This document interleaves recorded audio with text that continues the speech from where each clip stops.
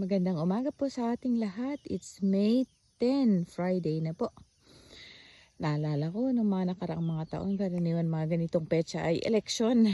Ngayon po ay it's a Friday. Happy Friday sa inyong lahat. Happy Friday. Ayun o. Nakakatawa yung mga ibon. Ayan, nagliliparan sila maliliit. Anyway. Hindi naman ako mag-iingay para marinig natin yung mga boses nila. Mga huni ng mga ibon.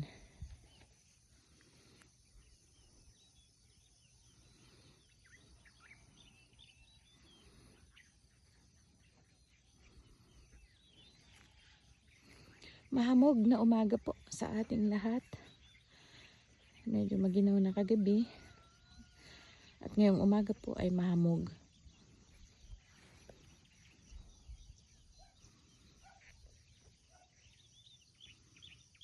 Sana po Lord. Ulan naman na po, susunod na.